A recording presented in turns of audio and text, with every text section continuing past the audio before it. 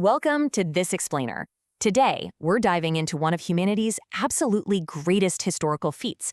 And, at the exact same time, we're investigating a biological mystery that's literally unfolding right outside your window. Think about it. Thousands of years ago, we pulled off something just remarkable. We took completely wild animals and somehow integrated them into our civilization.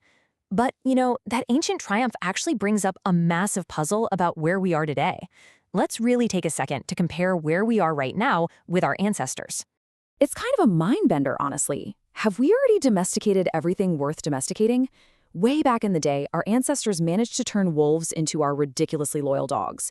They turned wild cattle into cows, wild boars into pigs, and wild horses into the ultimate workers and companions that, frankly, helped us build entire empires. But since those ancient times, crickets. It's been awfully quiet. Almost all of our major animal domestications happened millennia ago. So what's the deal? Have we just totally exhausted the list? Or is there an animal alive right now that's secretly on deck to become the next dog? Well, let's get into it with part 1, the domestication question. To actually solve this mystery, we first need to understand the rulebook. We need a really clear definition of what domestication actually is. It's definitely not just making an animal friendly or training it to do a cool trick. No, domestication happens when an entire species changes genetically over many, many generations, specifically to live alongside humans. We're talking about a fundamental rewiring of their DNA. They're born differently, they mature differently, and their core instincts are completely altered to exist entirely within our human world. And this brings us to a super common misunderstanding. People constantly confuse taming with domestication. Think about it like this. If you take a tiger and raise it from a tiny little cub, sure, it might become tame.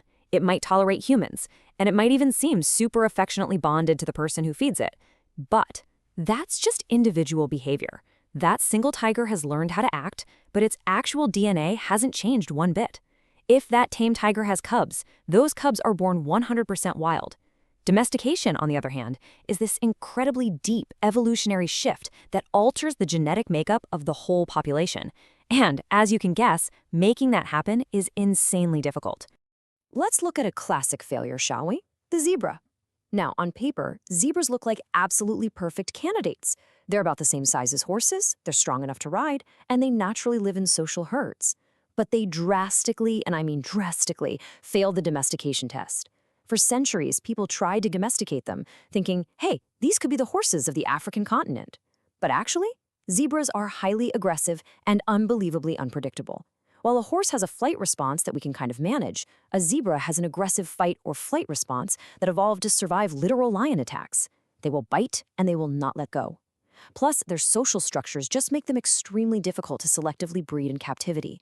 Basically, all those traits that made horses so incredibly useful to us, they just aren't there in zebras. That zebra example really hits the nail on the head regarding a point made by historian and biologist Jared Diamond. He pointed out that only a tiny, tiny fraction of large animal species actually possess the right combination of traits for domestication. The vast majority of species simply don't have the biological and social structures needed to work with us. Some panic way too easily when fenced in, some just completely refuse to breed in captivity, and others, like our zebra friends, are just too dangerously aggressive to ever manage safely. So humanity probably hit a wall a long time ago simply because, well, we'd already picked all the obvious, biologically compliant winners. Which brings us to part 2, the prime suspect. So what if we didn't just sit around waiting for domestication to happen naturally? What if we literally forced the issue? Well, in 1959, Soviet geneticist Dmitry Belyaev launched this absolutely fascinating experiment to do just that. His goal was straightforward. Take wild silver foxes and breed only the friendliest ones. He wasn't looking for the smartest, the biggest, or the ones with the thickest fur, just the ones who were most naturally friendly toward humans. Generation after generation, he selected purely for tameness. And the results? In just a few decades, which is literally a blink of an eye in evolutionary terms, the foxes completely transformed. Their ears got floppy, their tails started curling up, their coat colors completely changed, and they started acting exactly like dogs, wagging their tails, aggressively seeking out human attention, the whole shebang. The absolute coolest, most crucial takeaway here is that adapting to human companionship actually triggers a massive biological cascade. It turns out friendliness is biologically hardwired to a whole suite of other traits. By selecting solely for a tame temperament, Belyov inadvertently altered the fox's adrenaline and hormone levels.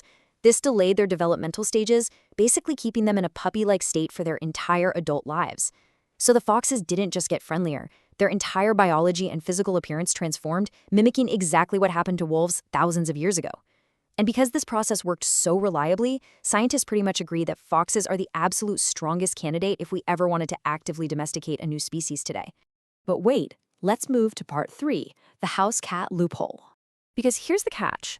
Unlike our ancient ancestors who desperately needed animals for food, protection, and labor, modern technology handles practically all of that for us today. We don't actually need a newly domesticated fox to pull our plows or guard our camps, right? We've got tractors and smart security systems for that. We just don't have that survival-based need to actively breed new working animals anymore. And that leads us to a much more profound idea. What if humans aren't the ones who choose the next animal? What if future relationships form entirely naturally, without any scientists or farmers pulling the strings behind the scenes? To really wrap our heads around this, we just need to look at how we got cats. Contrary to popular belief, no one sat down one day and decided to invent the house cat. Honestly, they essentially domesticated themselves through this incredibly convenient natural sequence of events.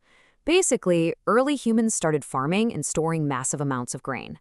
All that concentrated grain inevitably attracted a ton of mice. And that booming all-you-can-eat mouse buffet, that attracted the wildcats. The cats got a reliable source of easy food, and humans got highly effective, totally free pest control. The friendliest, least fearful cats naturally stayed closer to the human settlements because they benefited the most, and then they passed those bold traits down to their kittens. Over time, both species just naturally adapted to one another. No intentional breeding program required. Which perfectly sets up part 4, who is choosing us. That whole history with cats brings up a massive plot twist. Evolution never actually stopped. Right now, literally all around us, animals are constantly adjusting to human environments. Think about it. We have urban foxes that have learned how to completely thrive in bustling, noisy human cities, figuring out exactly when and where to safely scavenge. We have crows that possess this astonishing ability to recognize and remember individual human faces. They'll literally hold grudges against people who wrong them and bring shiny little gifts to people who feed them. We even have birds using human traffic lights to safely crack open hard nuts. They'll drop the nut on the road, wait for the cars to crush it, and then wait for the light to turn red so they can safely swoop down and grab their meal. I mean, wow. Entire species are taking the very first steps down the exact same path that wolves and cats once took, simply because living alongside our civilization happens to be a huge advantage. This completely reframes how we understand our relationship with nature. We so often think of domestication as human control, right? Us dominating the wild, capturing animals, taming them, and rigidly breeding them for specific jobs just to serve our needs. But when you look at the broader biological picture, it isn't really about us controlling animals at all. It's all about mutual cooperation. Wolves became dogs because that hunting and scavenging partnership benefited both sides and ensured survival. Cats stayed around because life near human settlements was just vastly easier and way safer than struggling out in the harsh wilderness. So, sure, while foxes remain the strongest scientific candidate if we wanted to force the issue in a lab, the reality is far, far more captivating. The next domesticated animal is likely out there right now, quietly adapting to human life. It's not going to happen through some grand scientific project, but simply because a resilient species discovers its future is just better with us than without us.